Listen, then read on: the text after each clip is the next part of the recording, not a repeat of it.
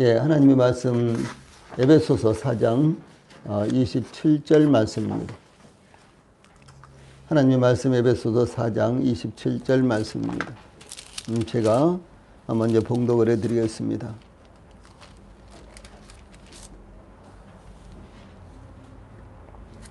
하나님의 말씀 에베소서 4장 27절 말씀. 마귀에게 틈을 주지 말라.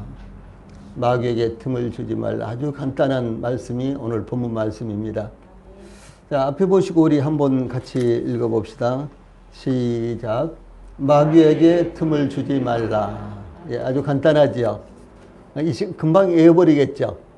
예, 그래서 우리 성도님들이 오늘 말씀 참 은혜스럽다라든가 그냥 덤덤했다라든가 그런 식이 아니라 이 말씀 마음에 딱 암송이 되잖아요. 그리고 이 말씀이 우리 성도들의 마음 가운데 살아서 순간순간 여기에 해당되는 이와 같은 상황이 일어날 때요, 이 말씀이 우리 성도들을 이제 이기는 삶으로 이끌 수 있도록 이렇게 하셔야 되는 거예요.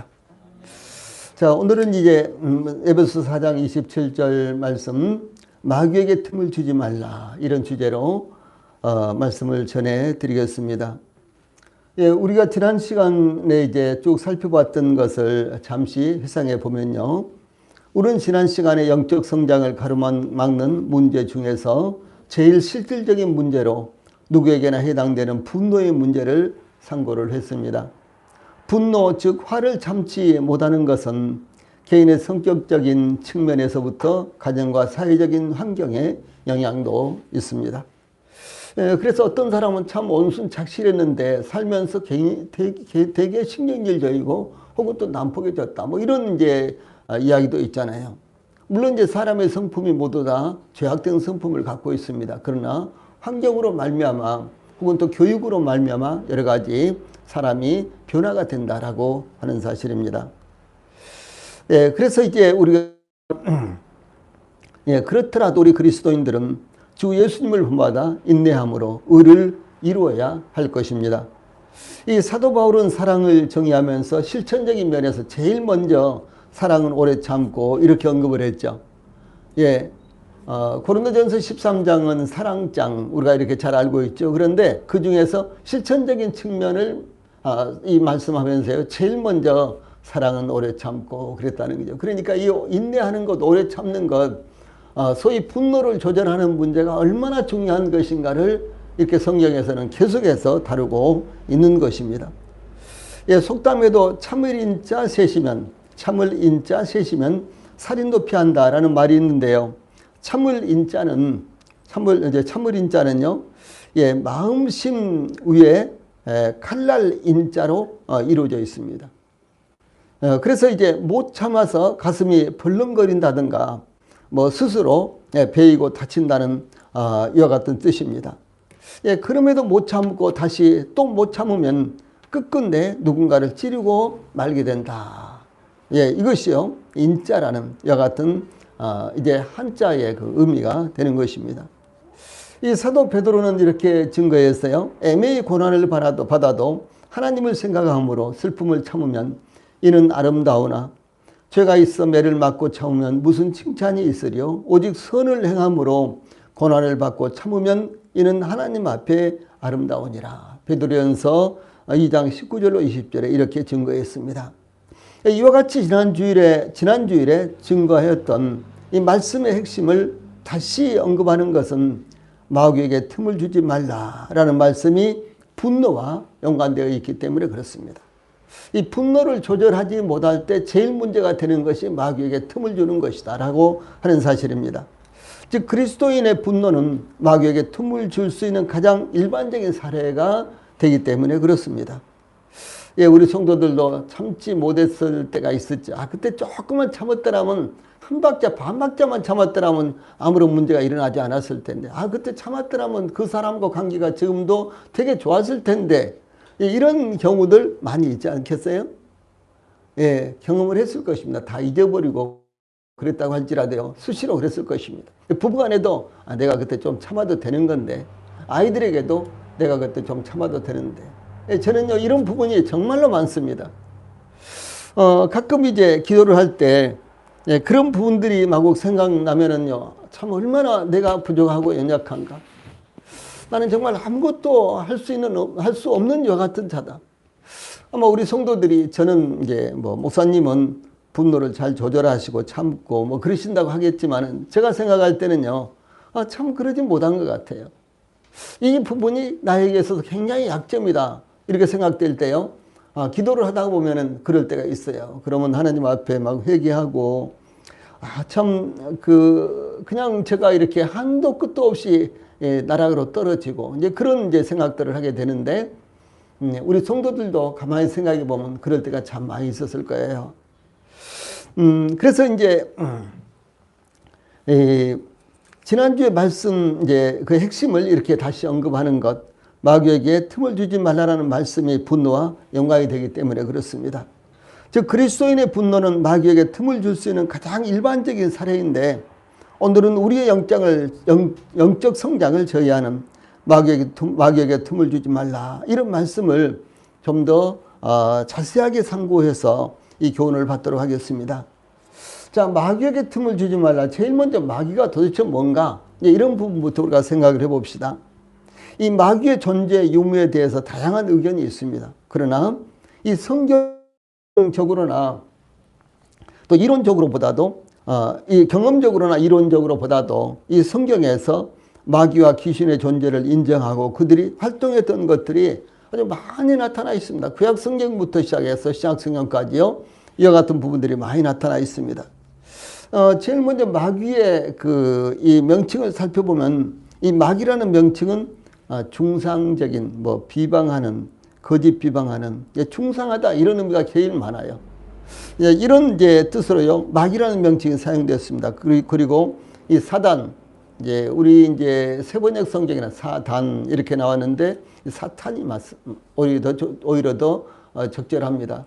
이 사탄이라는 이와 같은 말은 이 히브리어에서 기원하는데 적, 상대, 대적자, 이런 이제 등으로 이제 뜻으로 이제 사용이 되었고요.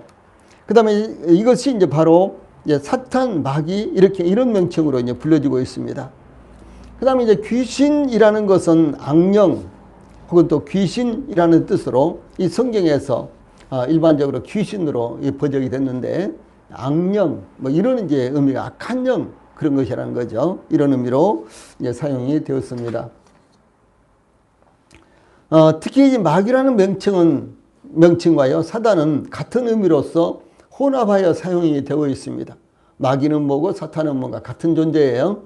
예, 그래서 이제 주 예수님께서 공생애를 시작하시면서 금식하신 후에, 마태복음 4장 1절에 그때에 예수께서 성령에게 이끌려 마귀에게 시험을 받으러 광야로 가사, 이런 말씀이 나오죠. 이제 그 다음에는 4장 10절에 이에 예수께서 말씀하시되 사단아 물러가라 기록되었으되 주 너희 하나님께 경배하고 다만 그를 섬기라 하였느니라. 그 다음에 4장 11절에는 이에 마귀는 예수를 떠나고 천사들이 나와서 수종드니라, 이렇게 이제 혼합해서 기록을 하고 있죠. 그래서 처음에는 마귀라고 여기 나와 있고요, 그 다음에는 사단이라고 나와 있고, 세 번째는 또다시 마귀라고 나와 있어요. 그러니까 마귀나 사단이나 같다는 것이 분명히 이렇게 증거가 되고 있죠. 또한 이 요한계시록에서도요, 큰 용이, 이제 요한계시록 12장 9절에 보면 큰 용이 내어 쫓기니 옛뱀 곧 마귀라고도 하고 사단이라고도 하는 온 천하를 꿰는 자라. 땅으로 내어 쫓기니 그의 사자들도 저와 함께 내어 쫓기니라. 이제 이렇게 이제 증거되고 있는데, 여기에 큰 용, 빨간 글자로 되어 있는 거예요. 큰 용, 옛뱀, 마귀, 사단, 이제 전부 다 같은 존재라는 거죠. 예, 그래서 이제 성경에 특별히 이제 요한계시록에 보면 용 혹은 큰 용 이렇게 되어 있고요. 그 다음에 이제 옛뱀 이렇게도 나오고요. 자, 옛뱀 무엇입니까? 옛뱀. 얼른 생각나기 나는 것이 에덴 동산에서 하와를 미혹하던 뱀이 있잖아요. 그 뱀을 가리켜서 옛뱀이라 그런 거예요. 그 옛뱀이 그 진짜 뱀이냐? 아니, 사단이라는 것이죠. 사단이 뱀으로 과장한 것입니다. 이 옛뱀, 이 뱀요. 그러니까 이 뱀이 이제 하와를 미혹을 했는데 용이에요. 큰 용이에요. 그런데 그것이 아주 날상하게 이렇게 생겼겠죠. 그래서 하와가 볼 때 뭐 좀 뭐 가볍게 이렇게 생각할 정도로 아마 그렇게 위장하고 하와에게 틀림없이 나타났을 것으로 이렇게 보이는 것입니다. 그 다음에 또 요한계시록 20장 2절에 보면 영을 잡으니 곧 옛뱀이요 마귀요 사단이라 잡아 1000년 동안 결박하여 라고 이렇게 이제 증가하고 있는데, 여기 두 구절에서 나타나는 것 큰 영, 옛뱀, 마귀, 사단, 이와 같은 용어가 번갈아서 사용되고 있고요. 이제 병행돼서 이렇게 사용되고 있습니다. 그러므로 마귀와 사단과 용과 뱀은 결국은 같은 존재다라고 하는 것입니다.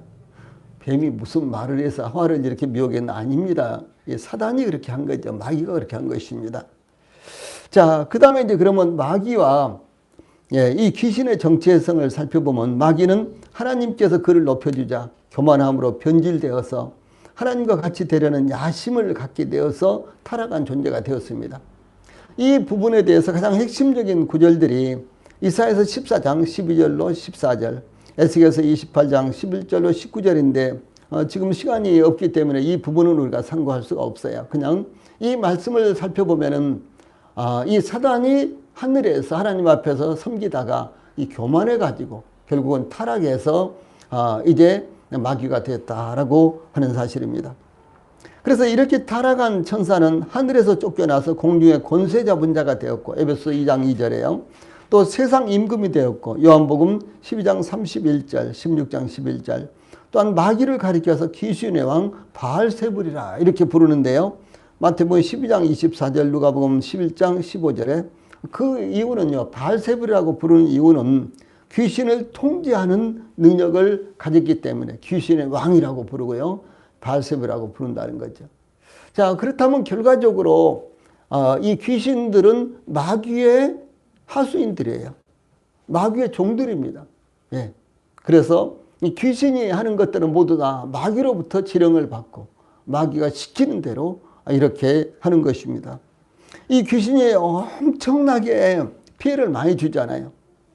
예, 우리 주변에 보면은 이 귀신을 섬기는 뭐 무당이라든가 점쟁이라든가요, 이런 것이 얼마나 많은지 몰라요. 여러분, 수역에도 원래는 하나 있었거든요. 그런데 2개가 있다가 지금은 3개가 있어요.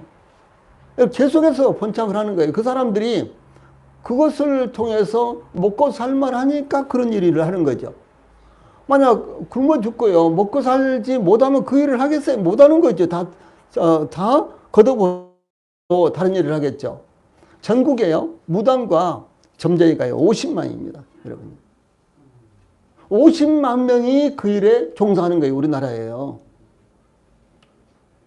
예, 그래서 뭐 재벌이라든가 잘 사는 사람들 가운데요, 이 무당을 섬기고 귀신을 섬기는 사람들은요, 돈을 싸질머지고 가서 자기 운명을 점을 치는 거예요. 그러니까 한 건만 해도 1년 내내 먹고 사는 거예요. 근데 이런 사람들이 그렇게 많다라고 하는 것입니다. 또한 이 사탄 이제 귀신의 이제 정체성에 대해서 좀 더 살펴보면요, 성경이 이렇게 증가하고 있습니다. 베드로서 2장 4절에 보면 하나님이 범죄한 천사들을 용서하지 아니하시고 지옥에 던져 어두운 구덩이에 넣어 두어 심판 때까지 지키게 하였으며, 이렇게 되어 있고요. 또 유다서 1장 6절에 보면 또 자기 주의를 지키지 아니하고 자기 처소를 떠난 천사들을 큰 날의 심판까지 영원한 결박으로 흑암에 가두셨으며, 이렇게 증가하고 있습니다. 근데 이것은 무엇이냐면 모두 다 이 귀신, 그 사탄은 타락한 천사였다. 원래 하나님 앞에서 하나님을 섬기는 천사였는데 교만해지자 타락한 이 천사로 돌변해서요, 하늘에서 쫓겨난 존재들이다라고 하는 것이죠. 네, 그러므로 이들은 이 세상에 살았던 사람이나 살고 있는 사람이나 앞으로 살 사람이나 모든 사람들이 다 결과적으로 하나님의 심판대 앞에 서야 되잖아요. 그런데 이 귀신들이라든가요, 이 사탄은 심판받을 것도 없이 이제 종말에 가서는 그들은 산채로 족불구덩이에 들어가는 것입니다. 그 다음에 이제 이 마귀의 사역, 소위 사탄의 사역이 어떤 것인가. 이제 제가 제시하는 이 말씀은 성경에 수도 없이 많이 나와 있습니다만은, 이 존 파이퍼 목사님이라고 아주 훌륭한 목사님이 계시는데, 이 목사님이 우리를 향한 사탄의 10가지 전략, 이런 말씀이 있어요. 거기에 이제 제가 성경에 있는 것들을 너무 이거 간소하게 되어 있기 때문에 이 성경에 있는 것들을 좀 더 이제 제시하고요. 구체화시켜서 제가 말씀을 드립니다. 이 마귀 사탄의 사역에 대해서 존 파이퍼 목사님께서 올린 글을 참조하는 것이 좋을 것 같아서 인용하는데, 존 파이퍼 목사님은 이렇게 증거했어요. 우리를 향한 사탄의 10가지 전략이라는 글에서요, 삶에 있어서 우리를 가장 각성시키는 사실은 모든 인류에게 초자연적인 적이 있다라고 하는 사실입니다. 모든 인류에게, 이것은 믿는 사람이나 믿지 않는 사람들이거나요, 초자연적인 적인데 그것이 바로 사탄이에요. 믿는 사람들은 사탄을 숭배하는 사람들이 엄청나게 많잖아요. 귀신을 숭배하고요. 그런다고 할지라도 그들에게 사탄은 결과적으로요, 영원한 적입니다. 이 사실을 모르고 있는 거예요. 그래서 이제 그 목적은요, 이 사탄의 목적은 고통과 기쁨을 이용하여 영원히 우리의 눈을 멀게 하고 우리를 어리석게 만들고 불행하게 만드는 것이다. 그래서 성경은 그를 마귀, 그리고 사탄, 전 세계를 속이는 자, 참소자, 그리고 세상의 주관자, 이 세상의 신, 이런 등등 아주 다양한 표현을 하는데, 이것은 사탄의 사역이 그렇게 다양하다는 것을 말하는 거예요. 이 사탄의 호칭이 이렇게 칭호가, 명칭이 많다는 것은 사탄이 이와 같이 다양한 사역을 한다는 것을 의미합니다.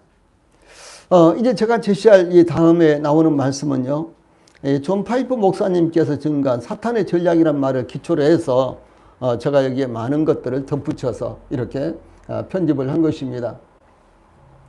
이거 다 설명이 불가능해요. 설명한다면 너무너무 좋겠죠. 뭐 한 달이나 뭐 걸릴지 이제 모르겠습니다. 그런데 이걸 다 설명을 할 수가 없으니까 우리 성도들이 사탄은 그러한 일을 하는구나, 그냥 이렇게만 이제 생각을 하시고 계시면 될 것 같아요. 제가 이제 앞에만 읽어드리겠습니다. 첫째, 사탄은 이 마귀는 시험하는 자다. 모두 이제 마귀라고 이렇게 제가 이제 이름을 바꿨어요. 마귀는 시험하는 자이다. 마귀는 거짓말자이며 거짓의 아비이다. 마귀는 하나님 앞에서 신자들을 고소한다. 마귀는 사람들을 유혹에 죄짓게 한다.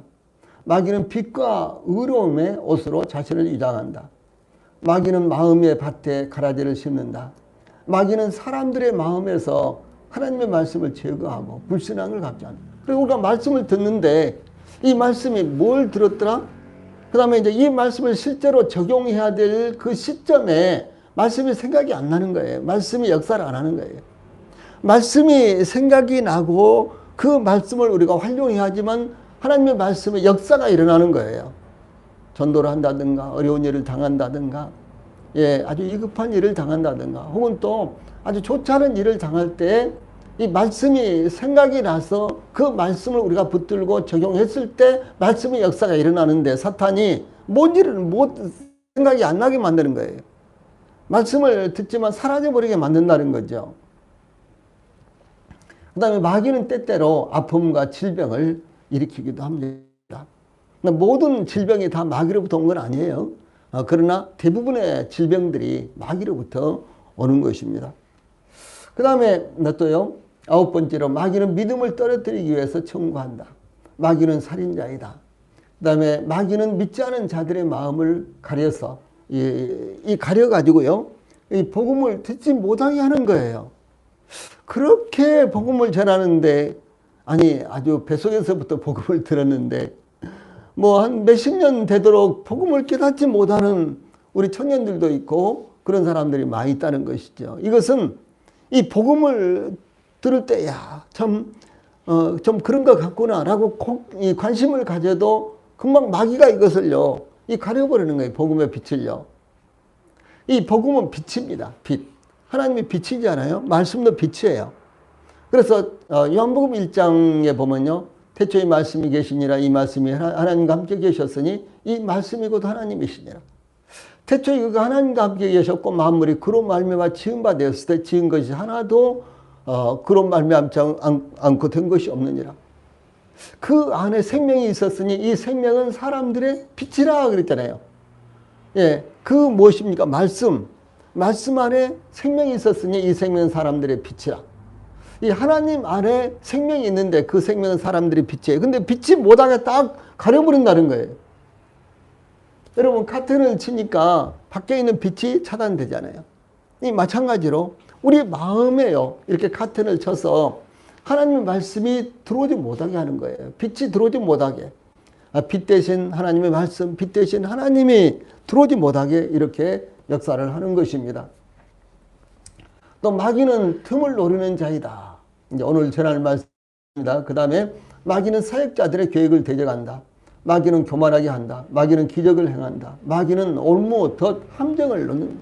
항상 우리 성도들이 혹은 또 세상 사람들이 거기에 빠지도록 잘 모르고 그냥 자연스럽게 빠지도록요 이렇게 함정을 놓고 덫을 놓는 것입니다. 마귀는 두루 다니며 삼킬자를 찾는다 그랬죠. 마귀는 의를 행하지 못하게 한다. 이렇게 성경이 증거하고 있습니다. 자, 두 번째로 그러면은 이 사단이 노리는 틈, 마귀가 노리는 틈은 무엇인가라고 하는 것입니다. 마귀를 틈을 타지 못하게 하라 그랬잖아요. 그러면 이 마귀가 노리는 틈은 어떤 것인가? 이 모든 사람들이 틈이 없는 완전한 사람이 되고 싶어 하지만 완벽한 사람이라고 하더라도 스스로 알든 모르든 빈틈이 있습니다. 때로는 빈틈이 조금씩 있는 것이 이 인간관계를 형성할 수 있는 지름길도 되기도 하고요. 또 빈틈이 조금씩 있는 것이 인간다운 이와 같은 모습도 나타나기도 합니다. 그러나 모든 사람들이 빈틈이 없는 인생을 살기를 원하잖아요. 왜냐하면 아주 결정적일 때 이 빈틈이 있어서요. 일을 그르친다든가 실수하게 된다든가 인생을 망친다든가 이런 경우가 얼마나 많이 있습니까? 날마다 이 TV에서요. 뉴스 시간에 나오는 것을 보면은 뭐 90% 이상이 이런 문제예요. 그렇죠? 이 긍정적인 문제는 10%도 안 됩니다. 예. 그래서 이제 이와 같지요. 모든 사람들이 틈이 없는 완벽한 사람이 되기를 원하지만 빈틈이 없는 사람이 없다. 틈이 없는 사람이 없다는 것입니다. 예를 들어서 배고픈 것을 참지 못하는 것을 지나쳐서 포식을 해야만 된다든가. 예, 경제적으로 우리나라가 이제 좋아지니까요. 제가 한 30년 전 미국을 가서요. 30년도 더 됐는지 미국을 가서 제일 처음에 느낀 것이 왜 이렇게 지나치게 뚱뚱한 사람들이 많냐. 지나치게 뚱뚱한데 그 사람들이요. 맥도날드에 앉아서 또 맥도날드 또 먹고 있는 거예요. 이런 모습을 아주 수시로 많은데 지금 우리나라가 똑같은 현상입니다. 예. 얼마나 많은지 몰라요. 지나치게 몸집이 큰 사람들. 이런 사람들이 정말로 많습니다. 그래서 이제 이 배고픈 것을 참지 못하는 것 정도가 아니라 이 포식을 해야만 된다든가 좋아하는 물건을 보면 사고 싶어서 견디지 못하거나 훔치고 싶어 한다든가 나돌아다니고 싶어 한다든가 집념이 너무 강해서 스스로에게 해를 끼칠 정도로 집념에 사로잡혀서 마음과 눈을 떼지 못하는 것도 틈이 되는 것입니다. 집념 참 중요한 것입니다. 집중하는 거 얼마나 중요해요. 그런데 이것이 지나치면요 병이 되고 자신을 그르치게 되는 거예요. 예. 예를 들어서 미식가들은 어디에 맛있는 음식이 있다고 하는 말을 들으면요 이 가서 먹어보지 않고서는 견딜 수가 없는 것입니다. 그리고 TV에 나온다든가 그러면은 저 전라도까지 부산까지 그냥 차를 끌고 가는 거예요. 그거 먹으러. 그거 딱 하나 먹고 오는 거예요. 예. 이런 사람들이 아주 많습니다. 우리가 생각하기보다도 정말 많아요. 이 산을 좋아하는 사람들은요, 어디 산이 좋다더라. 그러면은 그 산을 반드시 등반을 해봐야지만 직성이 풀리는 것입니다. 그래서 이 산을 좋아하는 사람들은 요즘은 이제 토요일 날도 공휴일이니까 토요일, 일요일 당연히 새로운 산을 찾아서 가는 것입니다. 그리고 더러는 아주 유명한 산을 나는 여기에 10번을 왔다라든가 뭐 20번을 왔다라든가 이것이 관록으로 생각하는 거예요. 지나치면 문제가 이렇게 되는 것입니다.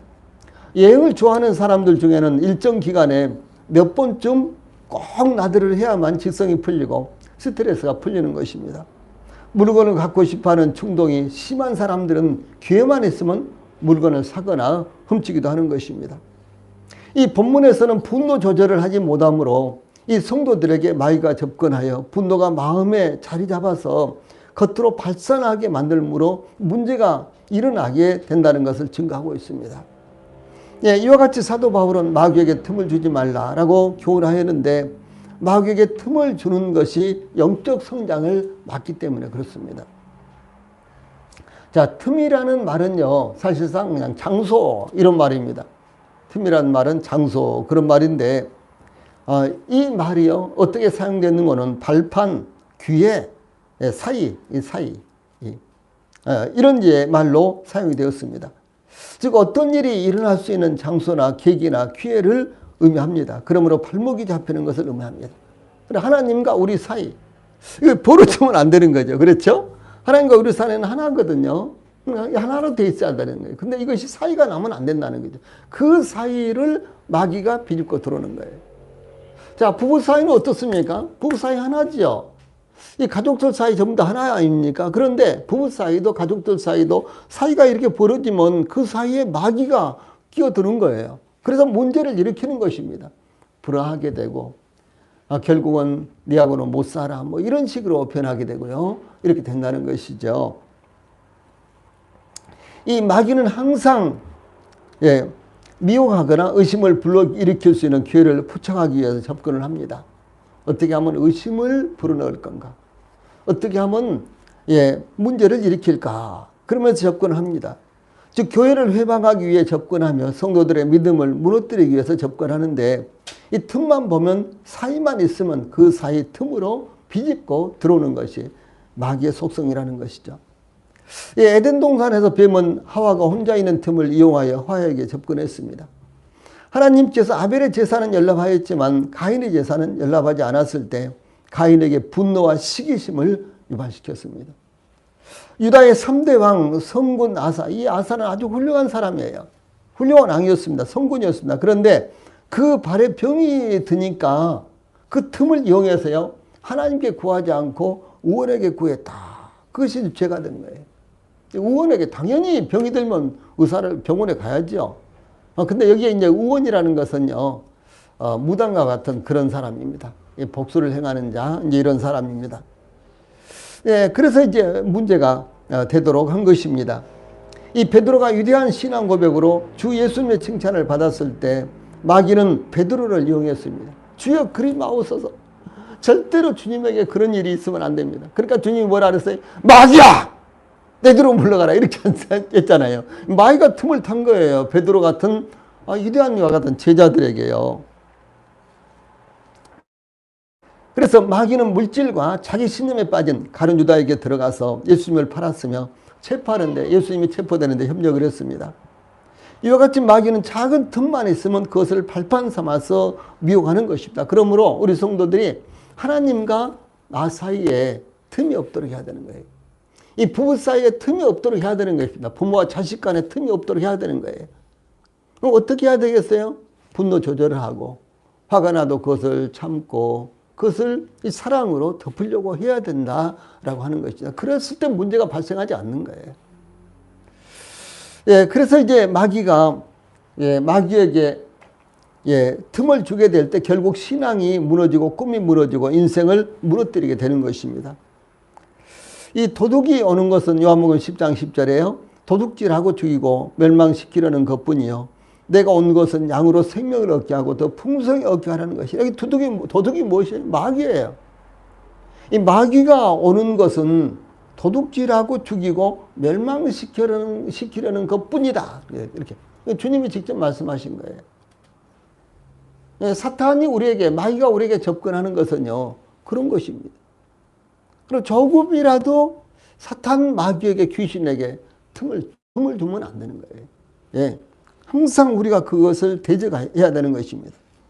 그래서 마귀가 틈을 잡게 되면 신앙과 양심을 도둑질하고 신앙과 양심이 없는 껍데기 신자로 만들어버리는 것입니다.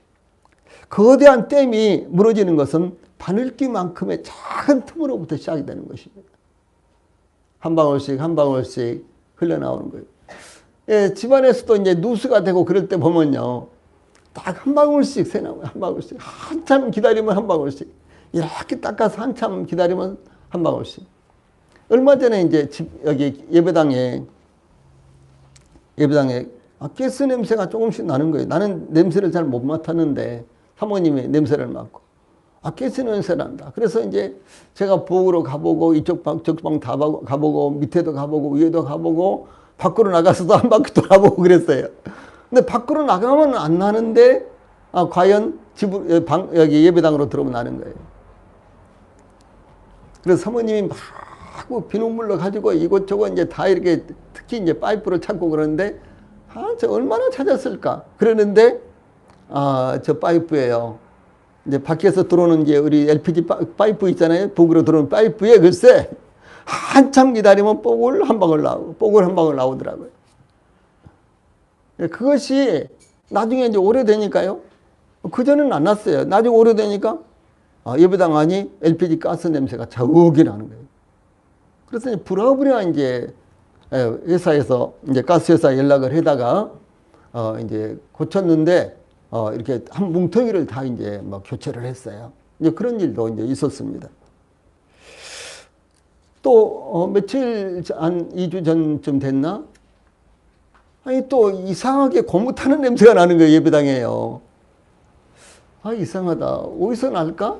또 여전히 이제 또 이방저방 다 돌아다녀 보고요. 밖에까지 나가 보는데 냄새가 안 나네. 근데 또 이제 여기 목양실에서 가만히 이렇게 있으니까 또 냄새가 나는 거예요. 도대체 어디서 냄새가 나느냐? 최종적으로 목양실에서 난다라고 이제 생각을 했어요. 그래서 이제 이렇게 보니까 이제 하나씩 다 이렇게 챙겨 보니까요. 목양실 이 프로그에서 냄새가 나는 거예요. 그래서 이제 프로그를 전부 다 이제 분해를 해보니까 거기가 타고 있더라고요. 네. 그래서 이제 이런 뭉텅이 하나를 완전히 교체를 했어요. 예. 그래서 처음에 조금 냄새가 얼른 맡지 못할 정도로 이렇게 나잖아요. 그래서 거대한 댐이 무너지는 것도 사실은 한 방울 한 방울 물이 새 나오다가 결과적으로 이것이요. 그 거대한 댐이 무너지는 것입니다. 그래서 이 다윗은 특별히 성경에 보면요.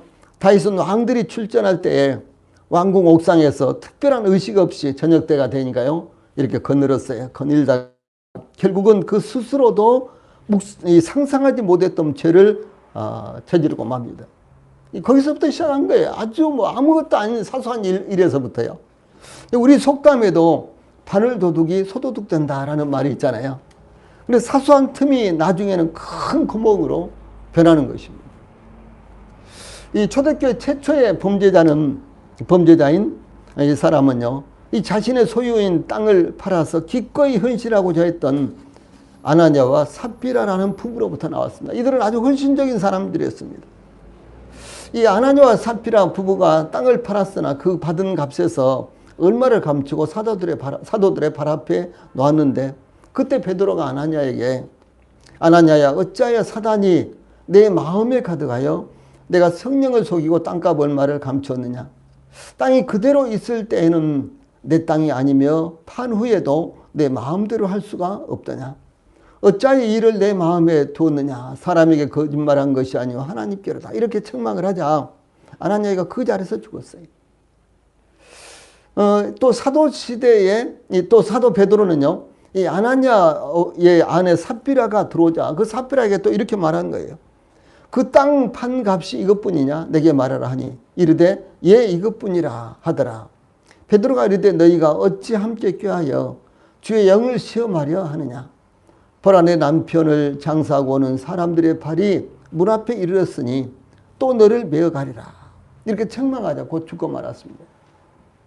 이게 성령을 속이고 그랬잖아요. 위의 말씀 가운데는 이 아래 말씀 가운데는 주의 영을 시험하려 이렇게 했어요. 예. 그래서 그 틈을 이제 땅을 팔아서 헌신하려고 했는데 팔아서 현찰을 쥐고 보니까 걱정이 좀 됐겠죠. 이거 다 하나님께 드리면은 우리는 어떻게 산담 뭐 이런 생각도 들었을 것이고 또 욕심이 자연스럽게 들어올 수도 있었겠죠. 그래서 그걸 말을 숨기고 자 이거 다 합니다 이렇게 이야기를 한 거예요. 이거 일부분입니다 이렇게 하면 되겠죠. 제가 10분의 1은 제가 가지고 10분의 9를 드립니다. 뭐 이렇게 하면 되는 것이죠. 그런데 이거 다 합니다 이렇게 말한 거예요. 사단이 그 틈을 그러니까 땅을 파는 데까지는 이 아나니아와 삽비라가 아주 적극적으로 하나님 앞에 헌신하고 싶어하는 생각을 했는데 이것을 현찰로 딱 가졌을 때 욕심이 나온 거예요. 다 욕심 나오죠. 우리 성도들도 특별연보라든가 이런 거 할 때 참 기꺼이 하고 싶었는데 정작 딱 하려고 생각했을 때 조금 걱정이 된다든가 그럴 때가 혹시 있었을 거예요. 저는 그럴 때가 있었어요. 예. 바로 그때 이제 이 마귀가 사탄이 그 틈을 이용해서 비집고 들어와서 나로 하여금 이제 불신하는 이와 같은 마음을 갖게 한다는 것이죠. 우리 성도님들 언제든지 사탄은 틈을 이용해서 우리에게 들어오고요. 우리 하여금 불신하는 이와 같은 이제 마음을 갖게 하고 더더는 도덕적으로나 더더는 윤리적으로요. 우리가 합당한 삶을 살지 못하도록 이렇게 유도하는 것입니다. 자, 그러면 이제 어떻게 하면은 이 사탄에게 틈을 주지 않을까라는 사실입니다. 그럼 어떻게 하면 사탄에게 틈을 주지 않을까? 이 사도 바울은 마귀에게 틈을 주지 말라 이렇게 이제 교훈을 했는데 일단 틈을 주는 것이 신앙의 실패가 되기 때문에 틈을 주지 않아야 된다라고 하는 것입니다. 예를 들어서요. 요즘은 전혀 그렇지 않은데 저희들이 군대 생활할 때요. 이 훈련소에 입사하게 되면 딱 훈련소 그 연병장에 딱 도착한 순간부터요. 잠시도 시간을 주지 않습니다. 개인 시간을 주지 않습니다. 이 시간을 주면 다른 생각을 하기 때문이고 다른 생각을 하게 되면 훈련 중에도 사고가 발생합니다. 그러므로 훈련이 잠시 끝나고 쉬는 시간이 되면 그 짧은 시간마저도 마음의 여유를 갖고 쉬도록 내버려 두지 않습니다. 식사 시간에도 부지런히 먹어야 다 먹을 수 있고 화장실에 갔다 오는 것마저도요. 걸어다니면 안 되는 거예요. 저희들은 이제 훈련 받을 때요.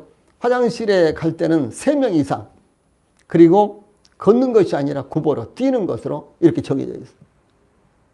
화장실에 갈 사람 그러면 이제 뭐 2사람이 나오면 어쩔 수 없이 한 사람이 내가 같이 갔다 올게. 그래서 이제 3사람이 되면은 이 사람들이 이제 내후반에서 화장실까지 이제 하나 둘 하면서 구호를 맞추면서 뛰어갑니다. 화장실에도 일 보고 또 딱 나서면서 뛰어서 내후반까지 온다든가요. 또 훈련 받는 데까지 온다든가 그렇게 했어요. 그러니까 그렇게 시간을 주지 않아요. 계속해서 이 긴장 상태에 이르게 하는 것입니다. 오직 훈련 외에 전혀 정신을 못 차리게 하는 것입니다. 사고가 없어요. 그렇게 매를 맞고 두들겨 맞고 맞는 것이 일상사고. 한밤중에 겨울에 이제 훈련을 받았는데 한밤중에 빤스만 입고 모여 연병장에. 그리고 이제 수건을 가지고 나오라 그래서 얼음 깨고 거기다 물 묻혀가지고 연병장에서 냉수 마찰을 하고 그래도 사고 안 일어나요. 감기 안 걸려요. 그랬거든요. 날마다 두들겨 맞아도 탈영하는 사람이 없었어요. 그런데 요즘은 어떻습니까? 요즘 군대에서 사고가 좀 많이 일어나죠. 자살하는 사건도 얼마나 많이 일어나는지 통계를 보니까요. 엄청나게 많이 일어나고 있어요. 그런데 왜 그렇게 할까? 개인적인 시간이 많기 때문이라고 저는 생각을 하는 거예요. 자유시간이 충분하기 때문에 그 시간에 가족들, 친구들과 전화하고 먹고 마시고 원하는 대로 시간을 보낼 수밖에 없기 때문에 긴장이 흐트러지고 이 군대 생활에만 집중하지 못함으로 말미암아 사고가 일어나는 것입니다. 그러니까 총도 이 총기 사고도 나고 또 동료들 사이에도 또 사고가 나고 이런 사고가 계속해서 나오는 것입니다. 심지어 자살하는 사건까지 그렇게 많이 나오는 거예요. 군대에서요. 견디지 못하고 그런 것입니다. 우리 성도들이 직장이며 또 사업자 다양한 사람들을 만나서 자료를 함께 해야 되고 또 스마트폰이나 인터넷을 통해서 이것저것 보고 듣게 되면 자연스럽게 이 본인도 알지 못하는 사이 영적으로 민감하게 이렇게 민감하는 것을요 유지를 못합니다. 이 성도들도 이와 같이 영적인 삶에서 조금만 흐트러지면 마귀가 영적인 흐름을 끌어놔 버리는 것입니다. 마음속에 조그만 빈자라도 있으면요 마귀는 재빨리 그 빈자를 차지하는 것입니다. 우리 마음속에 하나님 외에는 빈자를 두면 안 되는 거예요. 예. 이 마이어 박사라는 아주 굉장히 훌륭한 책도 아주 많이 저술했는데요. 이분은 이렇게 이야기를 했어요. 처음에 나는 주님께 나의 열쇠의 꾸러미를 모두 드렸습니다. 그러다가 그중 열쇠 하나를 되찾아오자 제 그리스도인의 삶은 망가지기 시작했으며 나의 목회 활동도 금이 가기 시작했습니다. 이렇게 고백을 했어요. 예, 나의 이제 마음의 방이 100개면은 100개의 열쇠를 전부 다 하나님께 드렸는데 나중에 내가 개인적으로 필요하다 그래서 열쇠 하나를 가져왔는데요. 그 방을 마귀가 차지하게 됐다라. 이제 이런 말씀입니다. 마귀는 그 열쇠 하나를 손에 쥐게 되면 교묘하게 남은 방문들을 하나하나 열어가기 시작하게 되고 우리가 주저하는 사이에 우리 마음의 전부를 차지하게 된다는 것입니다. 우리는 어느 만큼의 영역을 마귀에게 내어주고 있는가 항상 점검을 해야 되는 거예요. 예, 나는 어느 만큼의 영역을 지금 마귀에게 내어주고 있는가. 나에게는 어떤 틈을 마귀가 이용해서 지금 들어오려고 하고 내지는 들어와 있는가 이런 말입니다. 아주 중요한 말씀인데 유혹에 대해서요. 유혹은 대적하고 맞서서는 이길 수가 없습니다. 유혹을 하는 일들이 참 많죠. 옷을 너무너무 사고 싶은 거예요. 가서 보기만 하자. 그렇게 가면 안 된다 그 말이에요. 예. 그래서 이 신앙의 영웅들도 유혹과 맞서서 이긴 사례가 거의 없습니다. 예, 그러므로 유혹을 받을 만한 것들은 무조건 피해야 되는 것입니다. 예, 그러므로 사도 바울은 음행을 피하라. 내 사랑하는 자들아 우상 숭배하는 일을 피하라. 예, 거짓되이 일컫는 지식에 망령되고 헛한 말과 변론을 피하라. 어리석은 변론과 족보 이야기와 분쟁과 율법에 대한 다툼을 피하라. 이것은 무익한 것이요 헛된 것이니라라고 이렇게 증가하고 있습니다. 그래서 유혹은 무조건 피해야 되는 거예요. 근데 마귀는 어떻게 할 것인가? 이 마귀에 대해서는요. 에베소 6장 13절에 그러므로 하나님의 전신갑주를 취하라. 이는 악한 날에 너희가 능히 대적하고 모든 일을 행한 후에 서기 위함이라. 그 다음에 야고보서 4장 7절에는 마귀를 대적하라. 그리하면 너희를 피하리라. 또 베드로전서 5장 9절에서는 너희는 마음을 굳게 하여 저를 마귀를 대적하라. 이렇게 교훈합니다. 즉 마귀는 피할 상대가 아니요 틈을 주지 않기 위해서는 대적해야 될 상대. 이렇게 성경은 증거하고 있습니다. 마귀가 왜냐면요. 마귀는 보이지를 않아요. 그렇죠. 마귀는 영적인 이와 같은 인격체이기 때문에 보이지를 않습니다. 그래서 마귀는 보이는 상대가 아니기 때문에 어디든지 따라다니며 마음속에까지 따라다니고 들어오는 것입니다. 그럼 마귀는 강력하게 대적을 해야 돼요. 유혹은 피해야 된다. 한번 해보세요. 유혹은 피하고 마귀는 대적하라. 아시겠죠? 마귀는 대적하고 유혹은 피하는 것입니다. 예. 그러면 어떻게 마귀를 대적할까요? 예, 주 예수님께서는 마귀의 유혹을 받으셨을 때 마귀를 피하지 않으시고 맞섰습니다. 야, 마귀, 절로 가. 나 너하고 상대하지 않아. 그렇게 하지 않고 맞섰다는 거죠. 대적을 한 거예요. 그래서 이제 마귀가 시키는 대로 하지 않았습니다.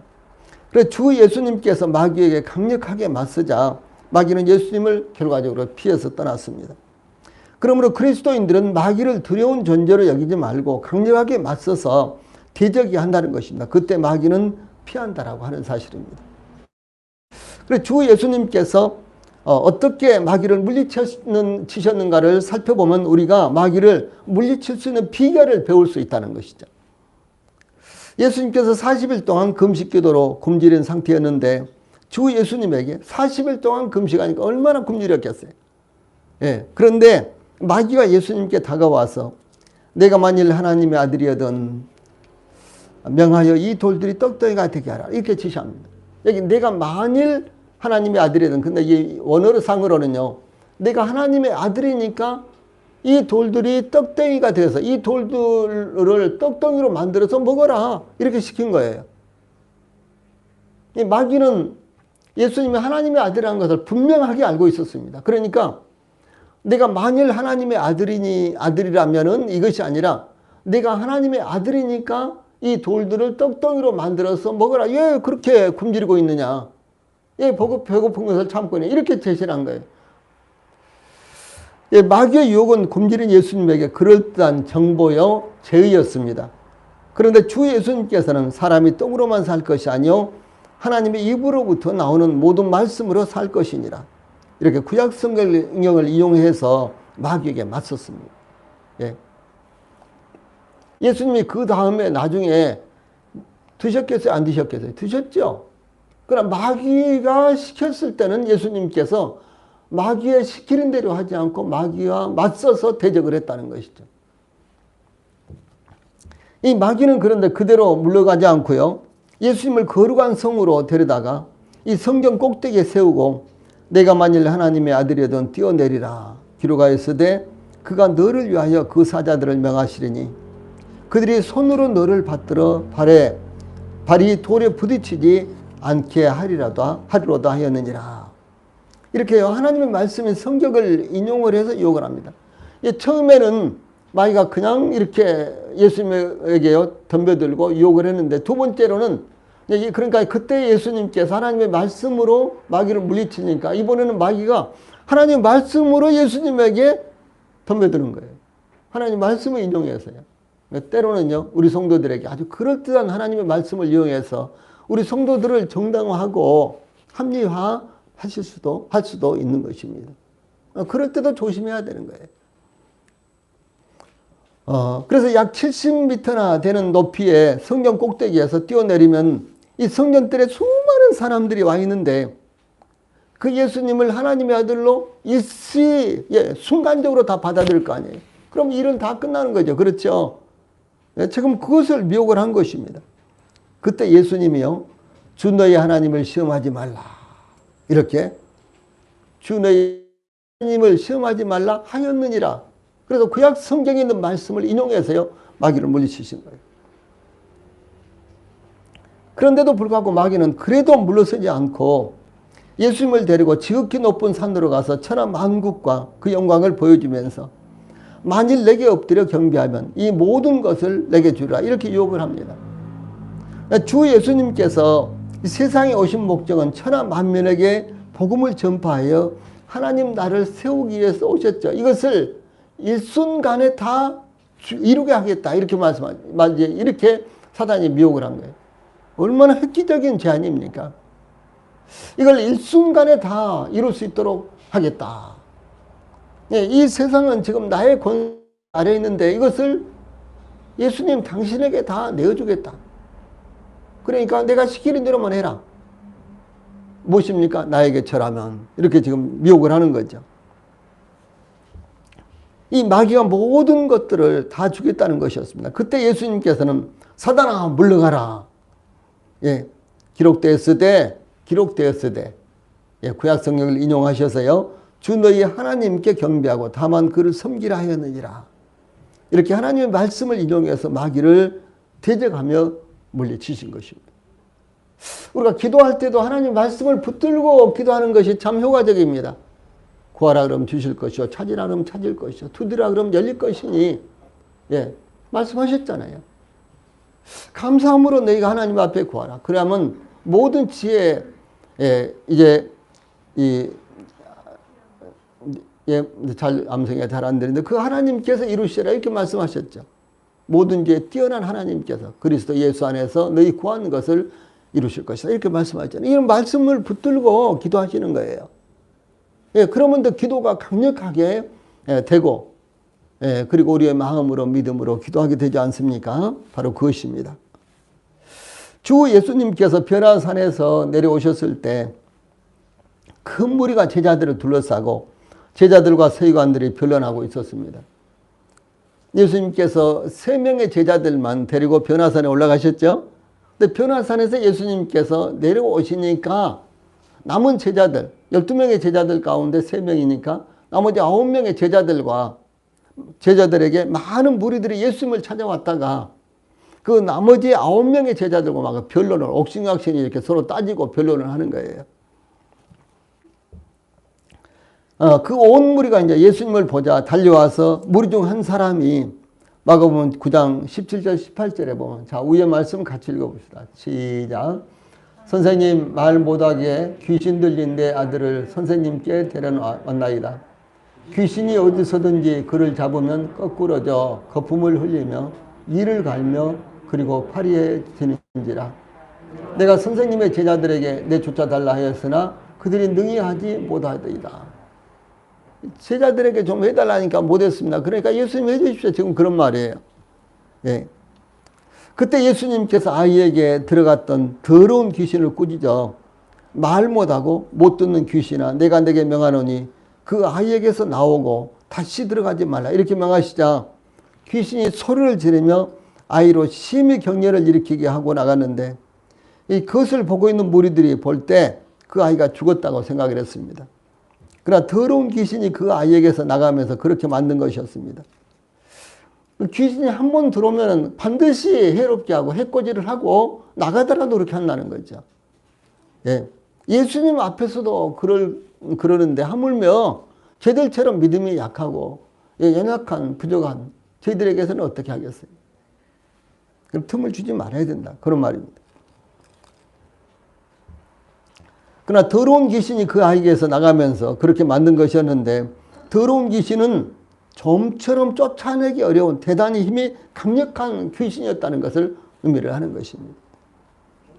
그 제자들이 조용히 예수님께 와서 우리는 어찌하여 능히 귀신을 쫓아내지 못하였나이까, 이렇게 묻는 거예요. 예수님, 과거에 우리들에게 그렇게 권세를 주셨는데 우리가 왜 귀신을 쫓아내지 못했을까, 이렇게 묻는 거예요. 그때 예수님께서 말씀하시기를요, 기도 외에는 다른 곳으로는 이런 유가 나갈 수 없느니라, 이렇게 말씀하셨어요. 어떤 사본에는 기도와 금식 외에는 그렇게 되어 있어요. 여기 기도 외에는 이렇게만 되어 있습니다만은 다른 사본에는, 그러니까 쭉 절여져 내려온 성경에는 기도와 금식 외에는 이런 유가, 이런 더러운 귀신, 이런 강한 귀신은 나갈 수 없다, 이렇게 말씀하신 거예요. 예. 그때 이제 예수님께서 이렇게 말씀하시는데, 히브리서 저자는 이렇게 말합니다. 그러므로 자기를 힘입어 하나님께 나아가는 자들을 온전히 구원하실 수 있으니 이는 그가 항상 살아계셔서 그들을 위하여 간구하십니다. 예수님께서 저희들을 위해서 기도하고 계세요. 이걸 항상 믿으셔야 되는 거예요. 지금도 예수님은 하나님 우편에서 나를 위해서 기도하고 계십니다. 우리 교회를 위해서 기도하고 계십니다. 저희들이 기도한 것보다도 예수님은 더 간절히 하나님 앞에서, 직접 하나님 앞에서 기도를 하세요.